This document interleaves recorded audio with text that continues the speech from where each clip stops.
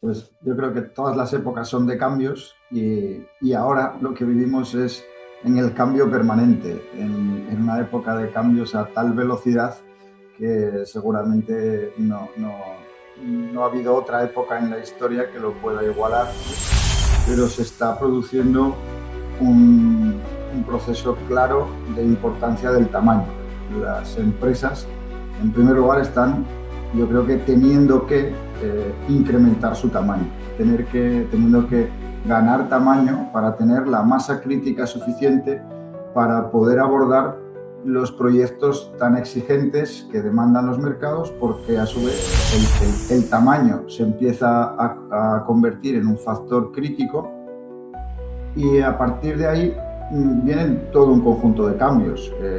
La forma de vender está cambiando, los canales de comunicación y de venta se multiplican, la exigencia del cliente se hace más fuerte porque alguien tiene que unificar el lenguaje, alguien tiene que ayudar a que las partes se entiendan, porque cuando habla la gente del negocio con gente muy técnica, pues a veces están diciendo lo mismo y no lo saben, o a veces están diciendo cada uno una cosa distinta y tampoco lo saben. Entonces tiene que haber alguien que haga esa labor de traducción. He contratado a unos consultores de IA. Perfecto. ¿Y qué quieres conseguir? Coño, implantar la IA. Bueno, ¿implantar la IA dónde?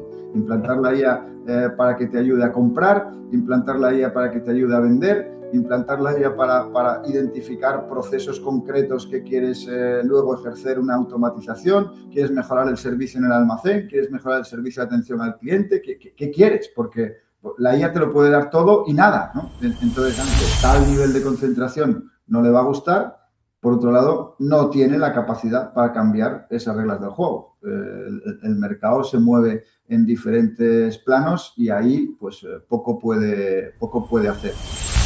Y después siempre habrá algún tiro fuera de orden y siempre habrá alguna operación que se hace de forma directa saltándose al canal y siempre habrá una distribución que apueste más en algo sensible por una marca propia y ejerza un rol de fabricante, y eso me atrevo a decir, cuando uno ya no está dentro, que hasta enriquece el ecosistema, que es bueno y es positivo. Lo que pasa es que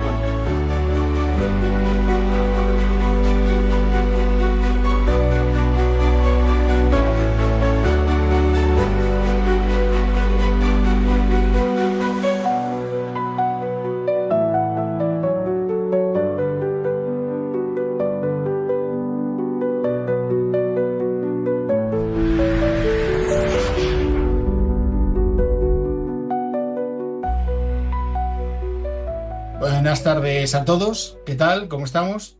Un nuevo capítulo de Hablando Comercialmente, es nuestro capítulo número 11. Hacemos un pequeño recordatorio de qué es lo que estamos haciendo con estos podcasts, que es, bueno, no es más que crear un espacio de reflexión y conversación donde se piensa, se habla y se transforma el oficio de vender. Esa es nuestra intención.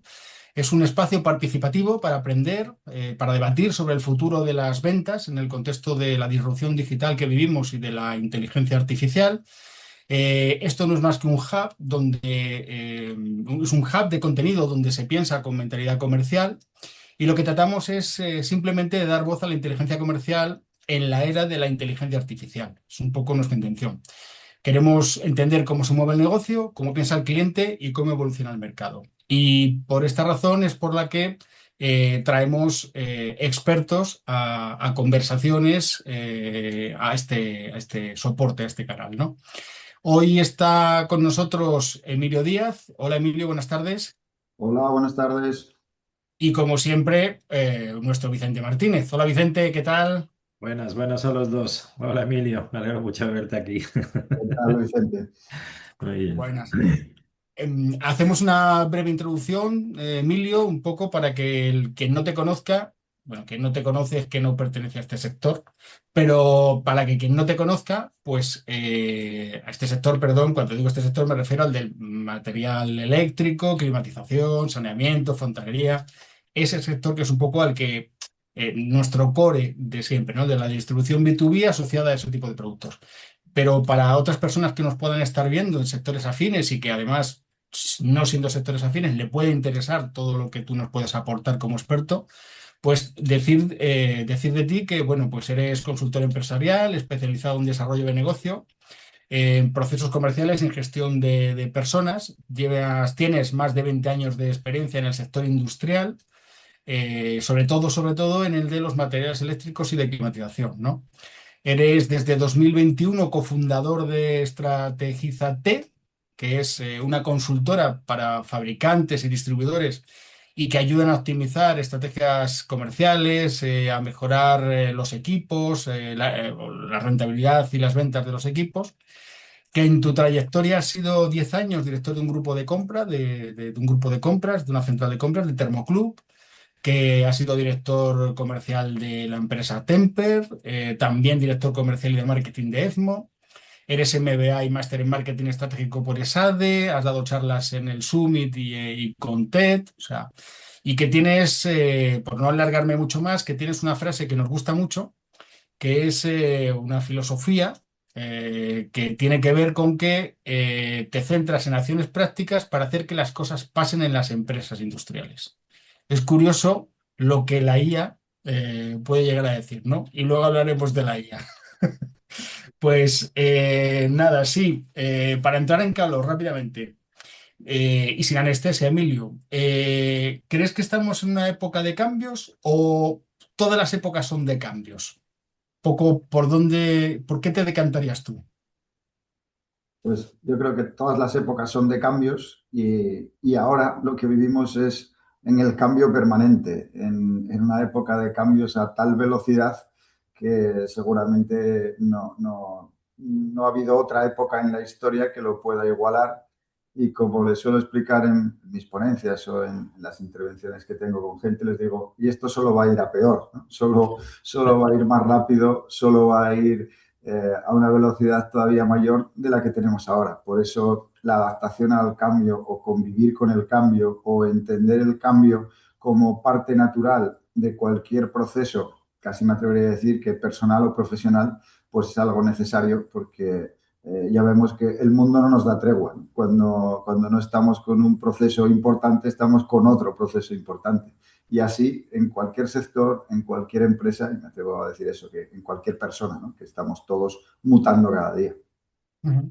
Y por ir de lo más grande a un poco conceptos más pequeños, aplicado al sector que comentábamos antes, ¿no? Este de la distribución B2B y demás, ¿cómo ves tú que han evolucionado las empresas en los últimos años? Ya no hablamos entonces de cambio, estamos de un cambio concreto, sino de una época normal de cambios.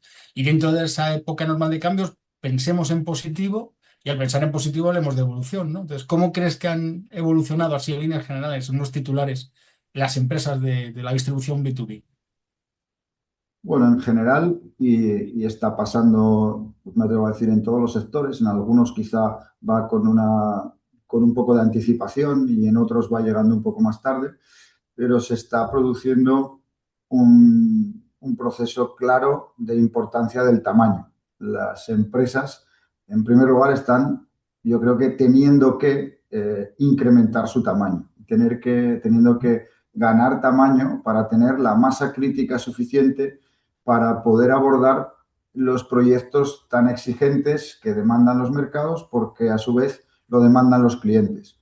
En el caso de material eléctrico, pues es un caso que seguramente el sector va un poquito por delante y se ve como en 25 años de una atomización real donde la cifra de negocio estaba muy diluida entre muchos y muy importantes actores locales, ahora está concentrándose de una manera brutal, donde pues creo que el último dato que manejábamos en Estrategizate era 18 empresas representan algo más del 65% del mercado, con lo cual el tamaño se empieza a convertir en un factor crítico y a partir de ahí vienen todo un conjunto de cambios.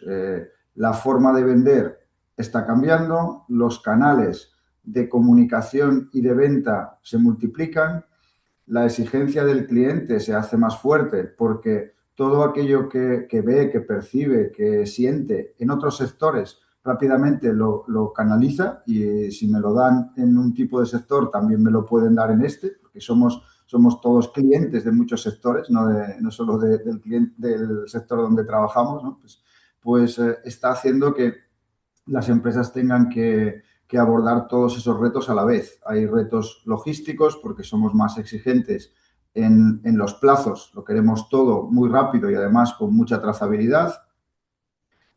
Necesitamos un nivel de información al detalle de todas las transacciones, con lo cual la exigencia a nivel de información, de ERPs, de CRMs, también es más alta.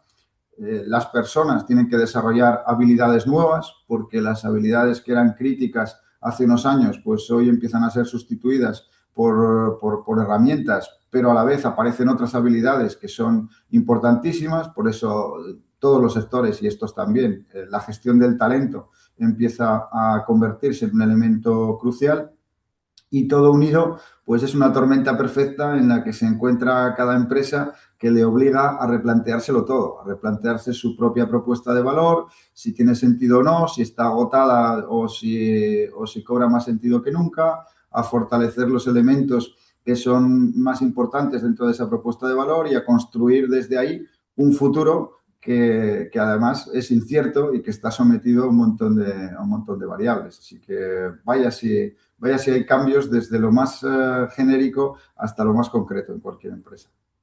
Mucho, mucho. De hecho, a ti hubo una temporada hace unos años, acuérdate, que publicaba sobre los zombies, ¿te acuerdas? Y yo, como decías al inicio de este último párrafo, esto solo puede ir a peor. Yo te preguntaría, oye, ¿cómo lo ves? ¿Hay más zombies, menos zombies? ¿Algunos zombies ya se han enterrados? ¿Ves tú que hay? ¿Cuál es tu sensación en esto? Para seguir con la broma y seguramente me traerá algún problemilla por alguien que lo malinterprete, ¿no? Pero yo creo que zombies hay los mismos, pero están un poquito más muertos. O sea, todavía no han acabado de morir, pero esos mismos zombies, esas empresas que yo decía en aquel momento, ¿no? Que ganan dinero, pero no saben cómo, y yo me atrevía también a cuestionarme y no saben hasta cuándo, pues los zombies siguen ahí porque los procesos no son tan inmediatos, ¿no? Como dice Javi Recuenco, las empresas se mueren poco a poco y luego de repente, ¿no? Entonces, en esta fase estamos en que los zombies todavía se están muriendo poco a poco. Luego habrá un día en que de repente se mueran, ¿no? Y todavía esa fase todavía no está. Todavía hay muchas empresas de tamaño pequeño que están ahí en la duda y en ese trabajo de decidir qué quieren ser, qué van a ser, cómo van a sobrevivir. Algunas lo conseguirán porque lo harán bien y porque se especializarán y encontrarán su nicho, y otras son las que van a ir languideciendo y de haber ganado dinero pasan a estar ahí justitos y ganar poco dinero. De ganar poco dinero pasan a ser un autoempleo donde, bueno, no ganamos dinero, pero por lo menos la familia trabaja aquí y tenemos un negocio que conseguimos mantener a flote. Y luego el siguiente paso será que ya no se ganará y tampoco será tan fácil mantener la economía familiar, y entonces empezarán a pensar que tienen que vender, pero será un momento muy malo para vender y entonces ahí vendrá ese final del proceso. Pero yo creo que todavía no estamos ahí. Yo creo que todavía estamos en que los zombies están un poquito más muertos, son un poquito más zombies, pero siguen ahí, siguen ahí. Y perdón, y por poner digamos, un barniz positivo también a algunos de estos temas asociados a los zombies, ha habido zombies, pues esto en las películas no pasa, pero aquí en la vida real, ha habido zombies que no están un poco más muertos, sino al contrario, que están un poco más vivos. Es decir, Sí, claro, también. porque Hay esa empresas. sería, Sí, perdón, hay empresas, perdona Pablo, hay empresas que han entendido que no iban por el buen camino, han entendido que necesitaban dar un giro al negocio y han optado o bien por una política expansiva de buscar maneras de crecer, de aliarse con terceros, de crear nuevas empresas, de fusionarse, de hacer movimientos estratégicos a ese nivel. Otros han decidido especializarse en algunos nichos de clientes o especializarse en algunas categorías de producto, y por ahí han visto la luz porque empiezan a tener elementos diferenciales. Y los que sufren, yo los defino por una serie de rasgos, ¿no? Yo digo que las empresas pequeñas, generalistas, que además no quieren ceder soberanía. Esas son las que más sufren, porque es muy difícil ser generalista, pequeño, independiente y además añado un factor un poco en broma que es gruñón, ¿no? Que es me quejo del mundo, ¿no? La culpa es de Amazon, la culpa es de las multinacionales, la culpa es de los clientes, la culpa está ahí fuera, pero se miran muy poco a sí mismos, ¿no? Pues esa figura, ese zombie es el que lo tiene más difícil. Ese sí que va a sufrir mucho y bueno, es al que yo le auguro un peor escenario. Pero espero, confío y deseo, por un lado, equivocarme y que no sea todo tan apocalíptico, que nos irá bien a todos, y por otro lado, que aquellos que estén en esa disposición, que sean capaces de encontrar camino, porque dentro de esos zombies hay empresas históricas, hay empresas familiares y sería magnífico que encontrasen su camino y que encontrasen un hueco de verdad en el mercado donde aportar valor de manera rentable. O sea que tampoco tiro la toalla. Vamos a seguir buscando el antídoto para todos esos. Te dejo preguntarte a continuación, Vicente, pero al hilo de esto que acabas de decir, y ahora que nadie nos oye, Emilio, ¿tienes un ranking de empresas zombies en este país? Hombre, tanto como un ranking, no, tanto como porque no me aporta lo suficiente trabajármelo, ¿no? Vale, Pero lo que sí, pues como estamos muchas horas por ahí eso, fuera en la calle y viendo, pues tenemos nuestras porras, ¿no? Nuestras porras internas vale, de, pues mira, vale, este lo va a pasar mal, este le vemos futuro, joder, si sigue haciendo las cosas bien, va a encontrar su sitio y otros que directamente pues no los tengo en el radar y no te puedo decir en qué situación están. vale. Es que Pero sí que hay datos para saberlo. ¿Eh? Cuando las empresas, yo recuperando este concepto que nos traía ahora Vicente, cuando las empresas ganan dinero pero no saben por qué, es un rasgo definitorio de que algo no marcha, algo no va bien. Vale, vale, vale. Sí, era simplemente por ver un poco, es decir, una persona como tú que está tan metida en el mercado, en este mercado en concreto, que lleva tantos años en este mercado, o sea, yo creo que efectivamente, o sea, si hay alguien que pueda estar ahí un poco viendo hacia dónde pueden ir los tiros de cada una de las empresas a nivel individual y cuáles son esas empresas a las que todos tenemos cariño y que habría que hacer cosas para recuperarse y demás, si alguien puede hacer todo eso, tener esa visión eres tú. Y era una pregunta, una mala pregunta, pero curiosa e insana. Era solamente eso. Y te dejo preguntar, Vicente, perdona. No, no, nada, sí. A mí me encanta por eso, por la capacidad de síntesis y de provocación. Además, Emilio se ha hecho famoso con ese, que luego nos contarás cómo haces para... Yo te sigo tantos años para escribir cada día el post diario en LinkedIn, ¿no? Que acaba siempre con aquello de, coño, no es fácil, nadie dijo que tuviera que ser, ¿vale? Pero hoy estás un poco más optimista, así que te pregunto que estamos viendo también en esa ficha que decías, oye, pequeño, el llanero solitario, generalista. Bueno, pero ahí estamos viendo también cómo hasta las centrales están cambiando y de eso sabes bastante. Entonces, también me gustaría pues que comentásemos, porque evidentemente pues el canal de la distribución profesional familiar, ya digo, tiene poco sentido si no se agrupan canales, pero estamos viendo a centrales de luz y agua que conforman una nueva central, estamos viendo pues las típicas tensiones de grupos muy heterogéneos, cómo se van homogenizando, cómo cada central está trazando su estrategia. Como experto que eres, ¿qué papel crees que van a tener las centrales en el corto y medio plazo en este proceso de cambio sectorial? Pues yo creo que las centrales fueron importantísimas, son importantísimas y serán importantísimas. Creo que ejercen un papel que es imprescindible, dado también ese tamaño de empresa del que hablamos en España. Si las empresas más pequeñas tienen una posibilidad de seguir teniendo su sitio, es precisamente porque pueden agruparse, pueden desarrollar proyectos conjuntos que les llevarían a un nivel que a nivel individual no serían capaces, pueden compartir mucha información, muchas formas de hacer y si lo manejan bien, pues eso es un ecosistema enriquecedor que es una fortaleza enorme y que además en España ya tiene tradición, ya está asentada, ya está comprada la idea, ya se saben manejar. Ahora, dicho esto, también las centrales tienen que mutar, también las centrales tienen que adaptarse a una nueva realidad.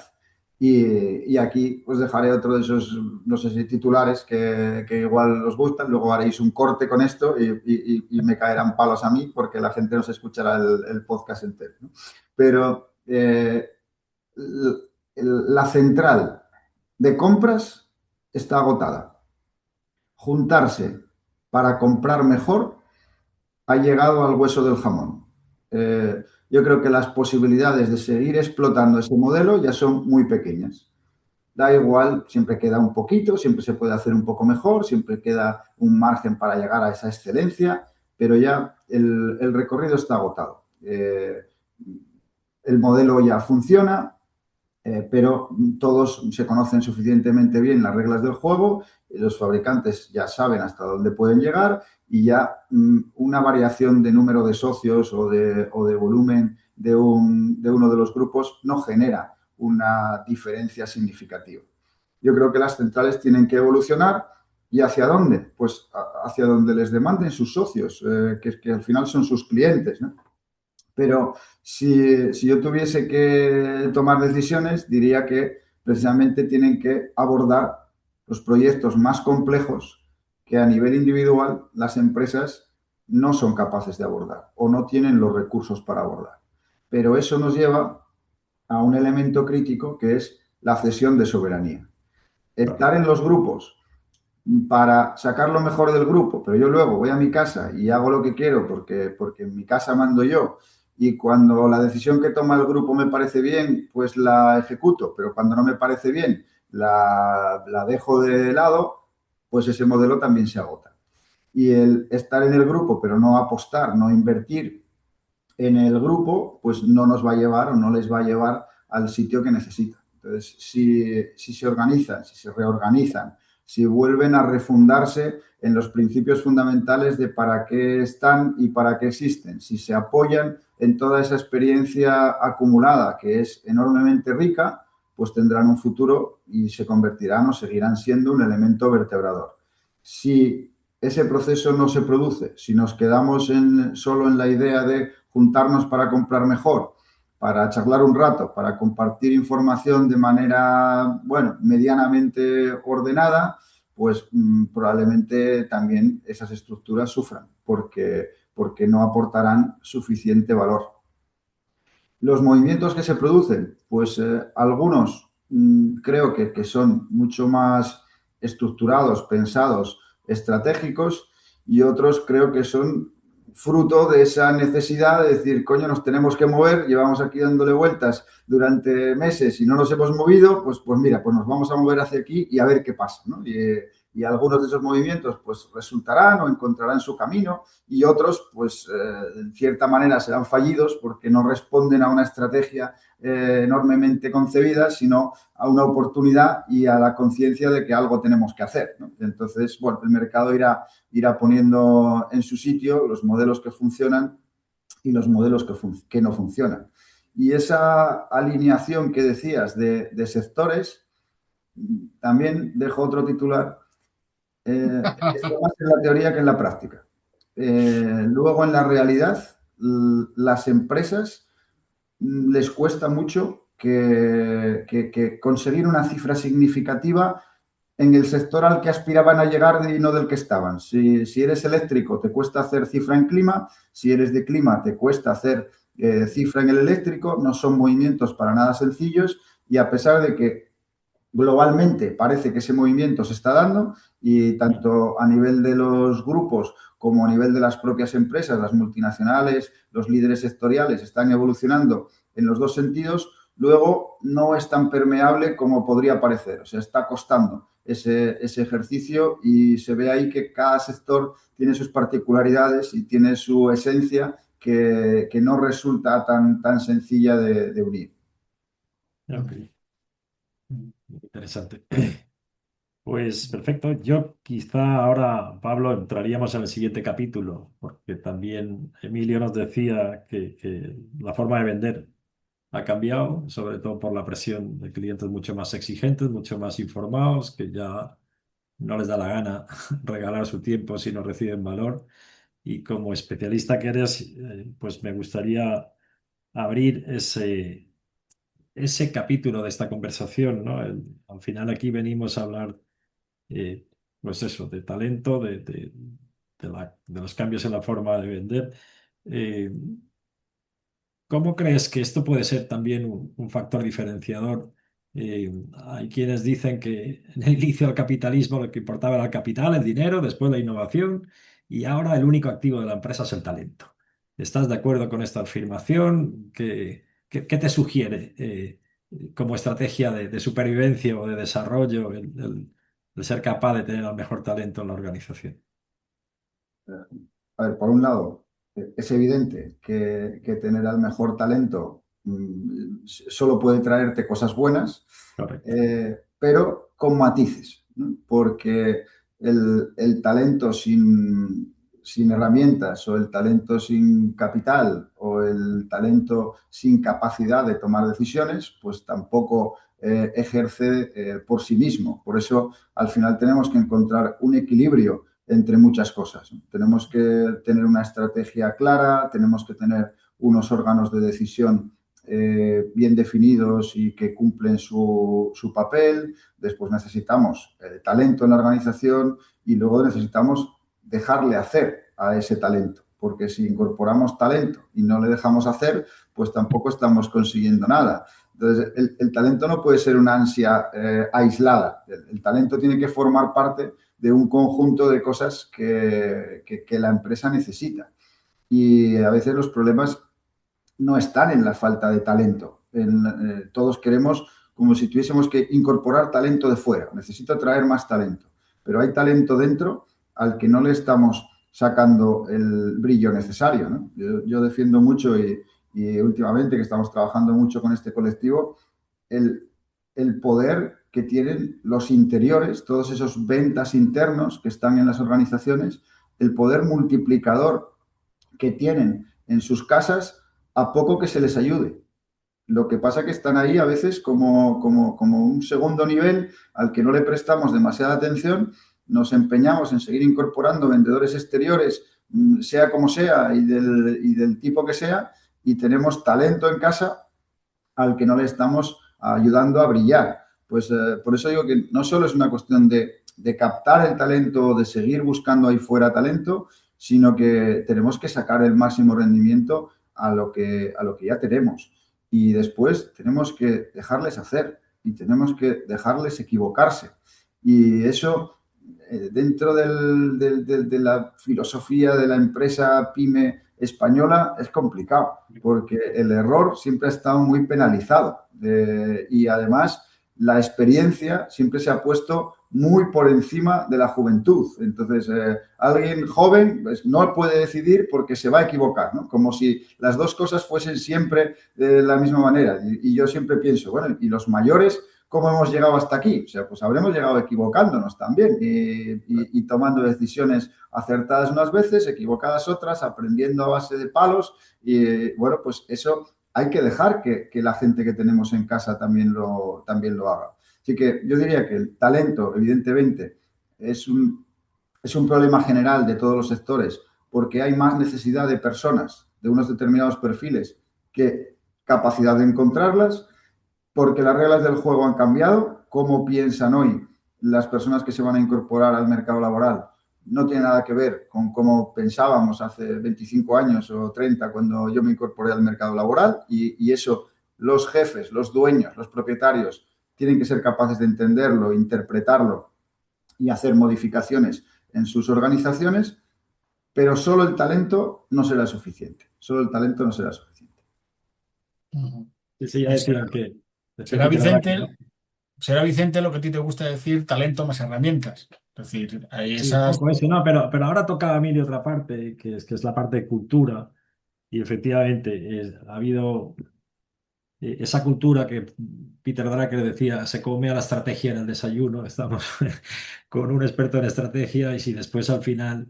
Hay una frase del gran Alfonso Alcántara que a mí me encanta, que dice motivación, cuando hablamos de motivar a los equipos y todo eso, y la motivación no es darles ánimos, es darles motivos, ¿no? Es dejarles hacer, es poder hacer que crezcan en un mundo que cambia tan rápidamente, querer mantenerse haciéndolo de toda la vida, si funciona no lo toques, pues es una mala situación.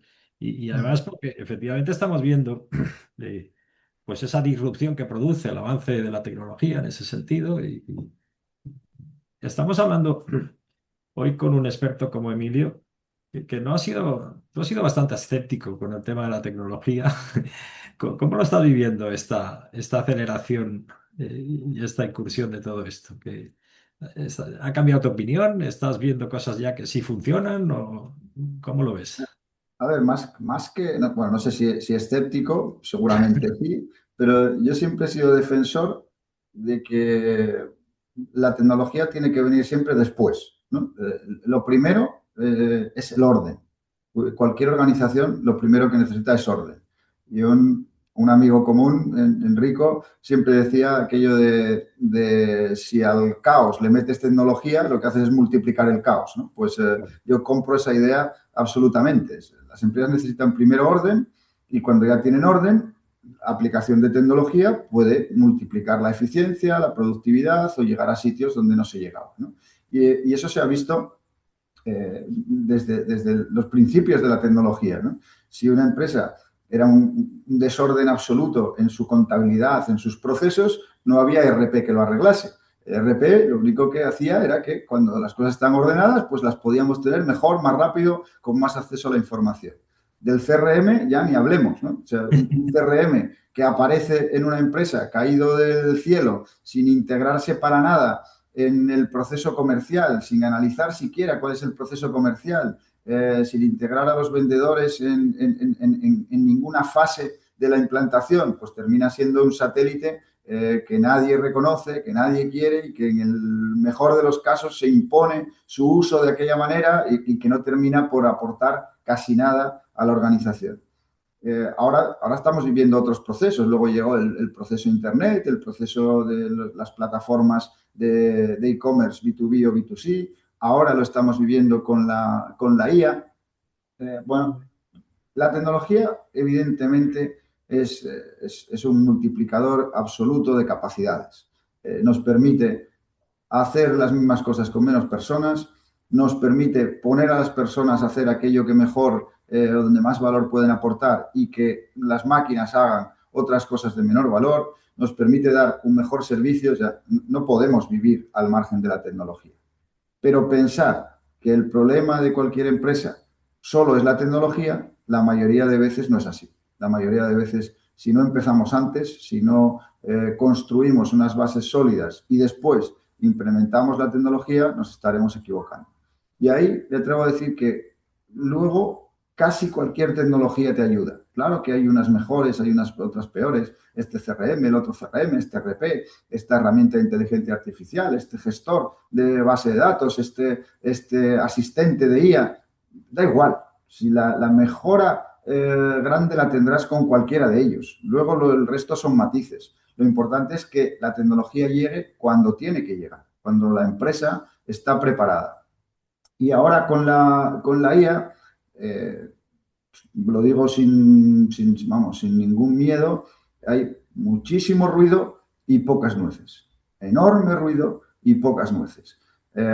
Evidentemente, hay un salto que es indudable, que es que todos hemos aprendido a convivir, o casi todos hemos aprendido a convivir con un asistente de IA, sea ChatGPT, sea Gemini, sea Copilot, sea el que sea.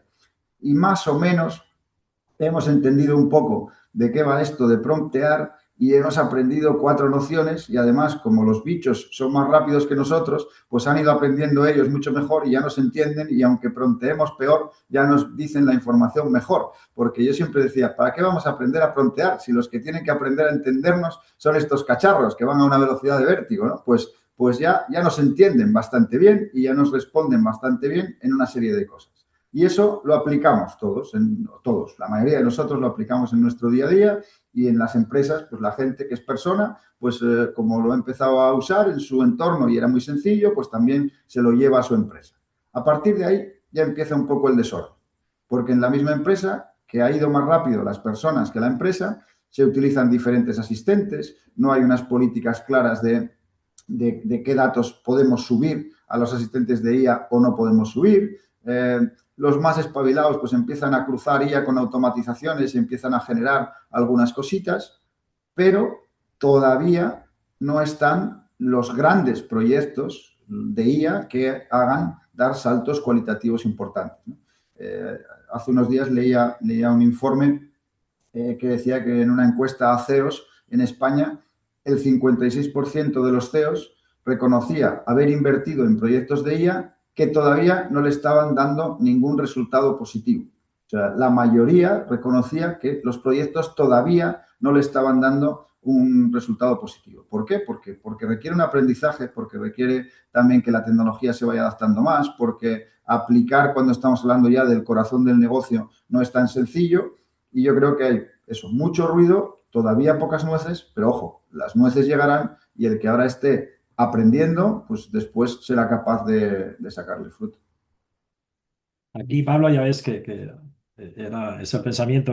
La verdad es que estaba muy de acuerdo, no del todo en en esta situación, porque el orden de los factores sí que altera el producto y también comparto esa frase que salió de Enrico.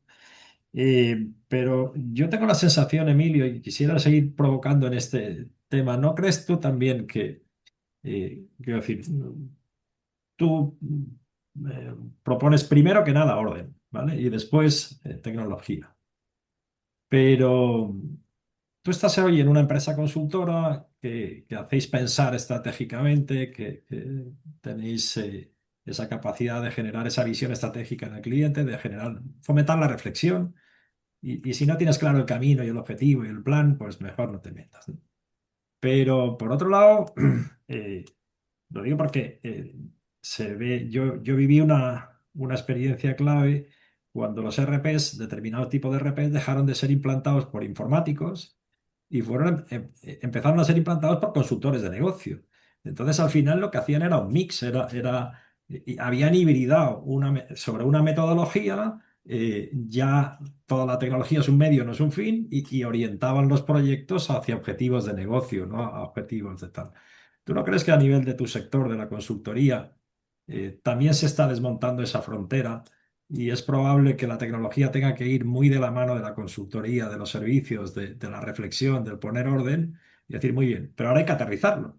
Con lo cual, quizá no tanto en el mundo RP, porque ya está muy trillado, pero esa gran asignatura pendiente de gestionar la relación con el cliente con herramientas, pues alguien va a tener que hacerla. Y yo no creo que la hagan ingenieros informáticos, creo que tendréis que hacerlo los consultores, tendréis que arremangaros y decir, bueno, vamos a empezar con esto y además de la reflexión y del orden, vamos a poner medios, vamos a caminar y vamos a hacer lo posible.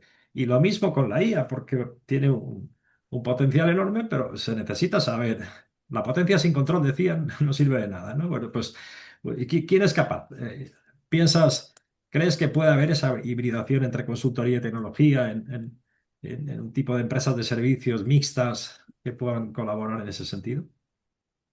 Absolutamente sí. Y por algo que yo creo que tú y yo hemos hablado en esas tertulias de café o de caña que hemos podido tener tiempo atrás, de que alguien tiene que unificar el lenguaje, alguien tiene que ayudar a que las partes se entiendan, porque cuando habla la gente del negocio con gente muy técnica, pues a veces están diciendo lo mismo y no lo saben, o a veces están diciendo cada uno una cosa distinta y tampoco lo saben. Entonces tiene que haber alguien que haga esa labor de traducción y ahí es donde me atrevo a decir que mi profesión actual, los consultores juegan un papel, ¿no? Claro. Y siguiendo lo que decíamos, sí que estoy de acuerdo en que en ese proceso de poner orden es, oye, vale, pues pongamos orden a la parte que le tengamos que poner y en su momento, y ahora aquí convendría una herramienta que se tiene que integrar de esta manera o de esta otra.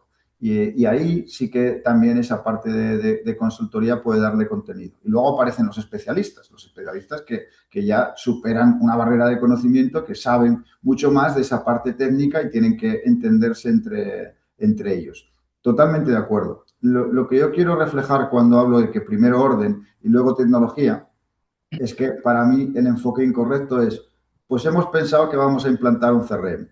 Bueno, ¿y por qué vas a implantar un CRM? ¿Y para qué? ¿Y cómo se integra en lo que estás haciendo? Y luego dices, vale, y para integrarlo en tu proceso de venta, ¿cuál es tu proceso de venta? Y nadie sabe explicar el proceso de venta. Entonces, si nadie sabe explicar el proceso de venta, no hay ningún CRM que pueda funcionar, ¿no? O he contratado a unos consultores de IA. Perfecto. ¿Y qué quieres conseguir? Coño, implantar la IA. Bueno, ¿implantar la IA dónde?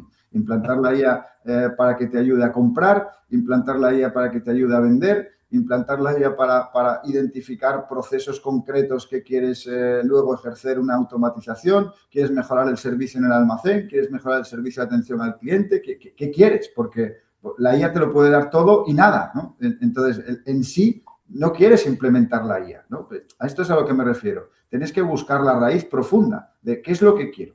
Y lo que quiero, qué herramientas hay hoy que me pueden ayudar a hacerlo. Es empezar por identificar el problema o la solución que quiero trasladar y después arrastrar hacia atrás. Y la sorpresa es que a veces podrás hacerlo sin tecnología o sin IA como paso uno. Es decir, ya habrá cosas que puedes hacer inmediatamente, porque solo con reflexionarlo, saber a dónde quieres ir y poner un poco de orden, ya estás consiguiendo un avance. Y después, ahí sí, métele toda la capa que puedas, la que te puedas permitir y tenga sentido, porque evidentemente va a hacer de multiplicador.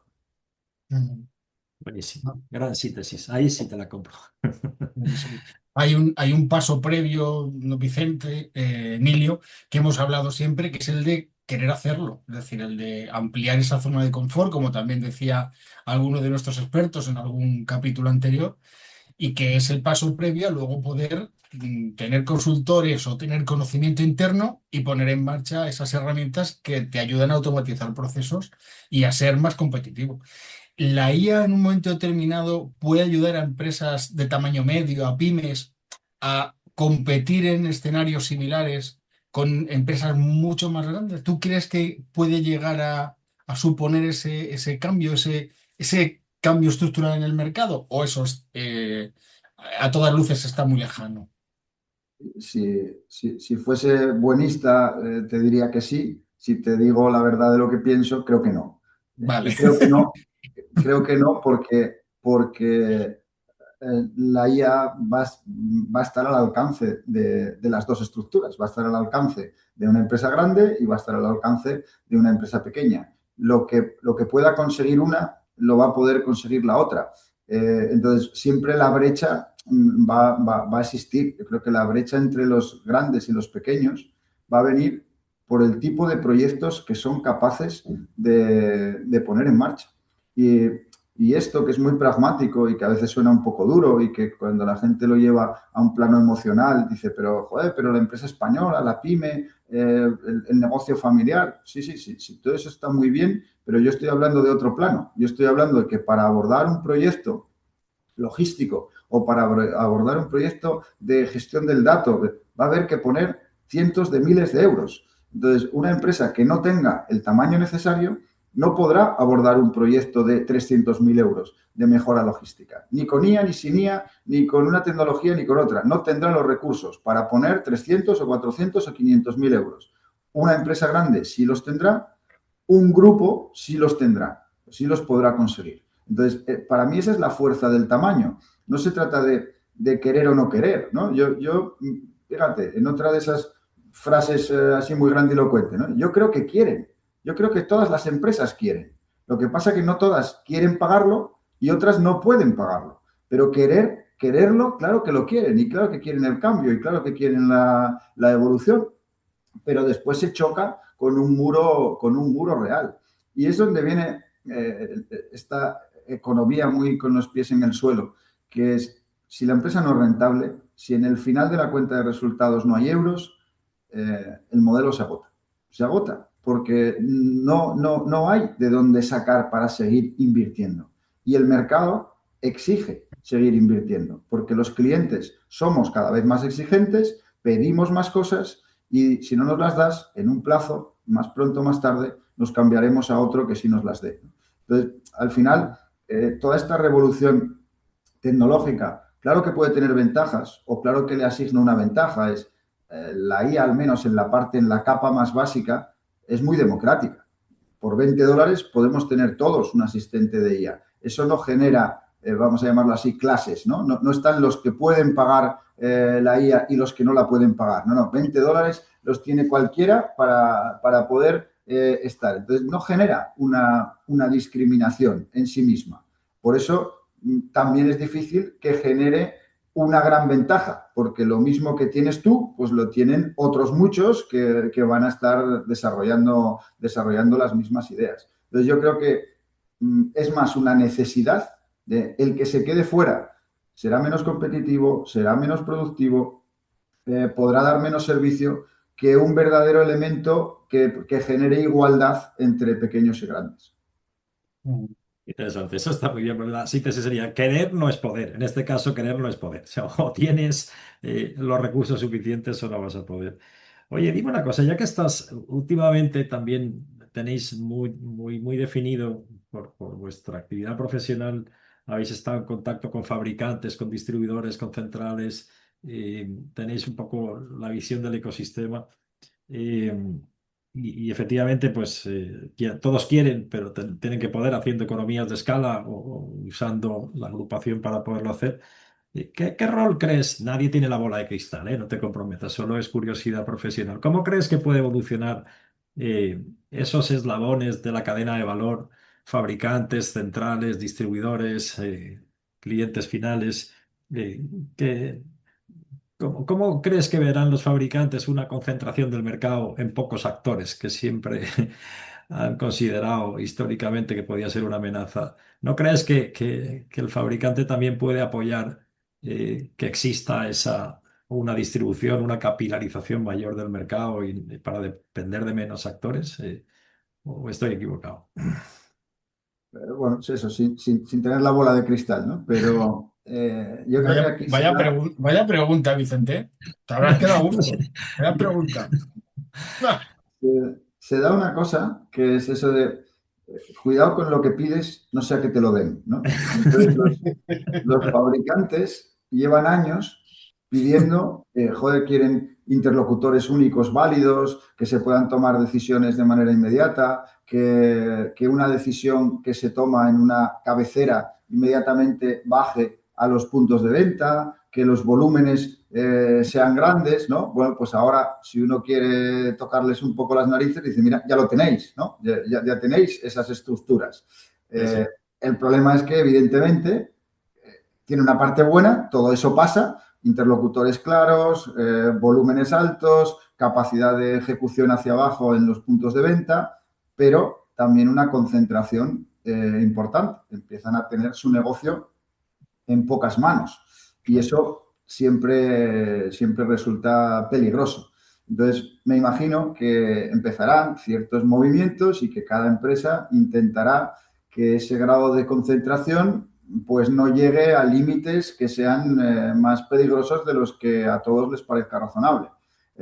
Y provocará a su vez determinados movimientos estratégicos y provocará cambios en ciertas políticas de distribución y generará, bueno, pues adaptación a un entorno que es sustancialmente distinto y donde tienes que estar muy alerta porque algo que tenías muy controlado y muy ordenado, pues de repente ha pasado a estar en una situación diferente. Entonces, evidentemente, al fabricante tal nivel de concentración no le va a gustar.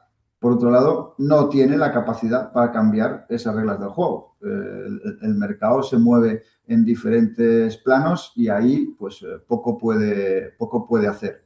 Dentro de los eslabones, yo creo que si algo ha quedado claro ya en todos estos años de discutir la cadena de valor y de esas amenazas veladas de el que tiene sitio y el que no lo tiene y entonces nos venderemos directo y los otros no sé qué y aquí hay impuestos revolucionarios. Bueno, ya la discusión se ha agotado. La cadena de valor es necesaria.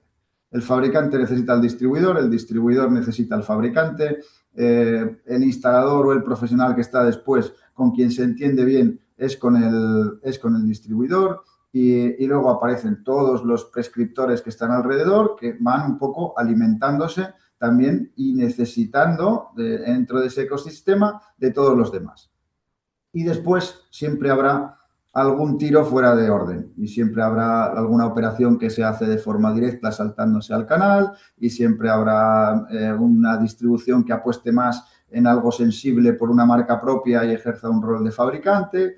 Y eso, me atrevo a decir, cuando uno ya no está dentro, que hasta enriquece el ecosistema, que es bueno y es positivo. Lo que pasa es que cuando te toca, pues te pisa un callo y duele. Pero yo creo que la cadena de valor no está en duda, no está en duda. Se Ese sí necesitan es. unos a otros y yo creo que cada vez toda la cadena es más consciente de eso y de que se necesitan y pueden tirarse los trastos un ratito, pero al final se necesitan unos a otros y la colaboración es mucho más rica que la confrontación. Yo creo que ese mensaje poco a poco también va calando. Ese sí es un gran titular porque efectivamente se habló tanto de la omnicanalidad, de la desintermediación, de la multicanalidad, que ya era hora que efectivamente llegáramos a un punto de madurez. Va a ser diferente, va a ser distinto, pero tiene sentido que exista la cadena de valor si aporta valor. Claro, efectivamente, el que no aporta valor quedará fuera, ¿no? Pero esa es a la vez la buena noticia y el gran desafío para adaptarse a todo esto.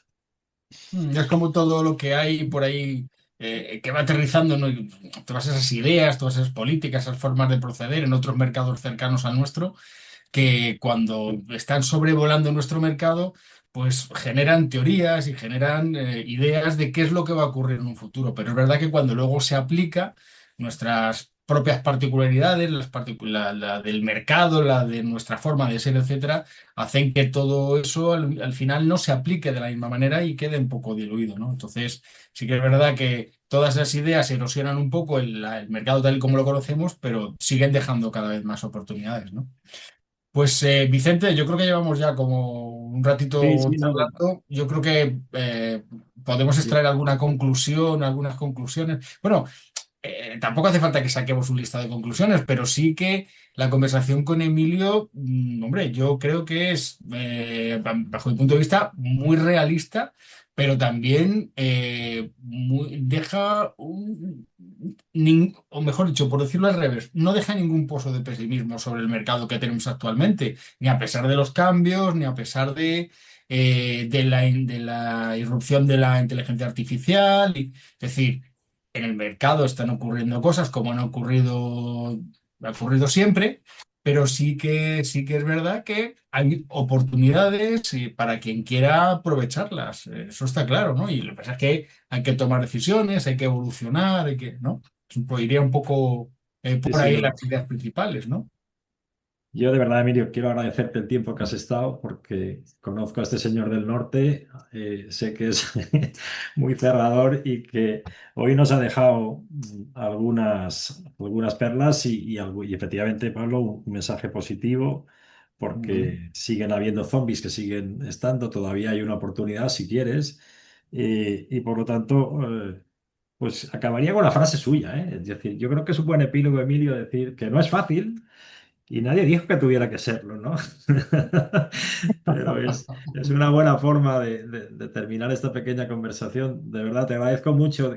Contábamos a todos los que nos siguen que nuestra intención es, con esta primera sesión de expertos, pues es preguntaros lo que algunos tienen en la cabeza. Yo estoy seguro que algunos de los que nos escuchan te habrían hecho preguntas parecidas a las que te hemos hecho nosotros. Y es posible que se genere a partir de aquí, queremos que de aquí se destile un conocimiento accionable y es posible que algún día alguien nos interpele y nos diga, oye, vuelve a traer a Emilio, pero diga, ¿y eso cómo lo haría exactamente? ¿No? Pues quizá ahí sea una buena oportunidad de decir, oye, ¿cómo lo hacéis? ¿Cómo podemos ayudar en concreto? Que pueda haber una segunda parte de toda esta iniciativa, pero de verdad, muchas gracias por tu tiempo, ha sido muy enriquecedor. eh, y que sea hasta pronto. No es Sí, fácil. sí. Sí, sí, Bueno, pero Vicente, adviértele a Emilio que la segunda parte no va a ser tan divertida como esta, ni tan relajante, ni tan relajada, porque como va a venir con un cuestionario previo de todos esos que nos ven, Puede Ahí ser. ya. Ya sabéis que un placer compartir un rato con amigos, quitarle dramatismo a todo esto, que al final el mundo son personas haciendo cosas con personas y lo que un día parece todo muy negro, pues al día siguiente aparecen ventanas de oportunidad y que mirando las cosas desde una perspectiva más optimista, que no quiere decir obviar los problemas, pero es pues los que podemos abordar, los abordamos con determinación y los que no están en nuestra mano, pues tratamos de fluir sobre ellos, pues siempre va mejor. Así que un gustazo compartir con vosotros y si tiene que haber una segunda ronda, pues que sea facilita y divertida, que si no, Exacto. no nos lo pasamos. Muy bien, perfecto. Muy bien, pues un placer, Emilio. Vicente, hasta pronto, hasta la próxima. Igual, hasta la próxima. Hasta Cuidado. luego.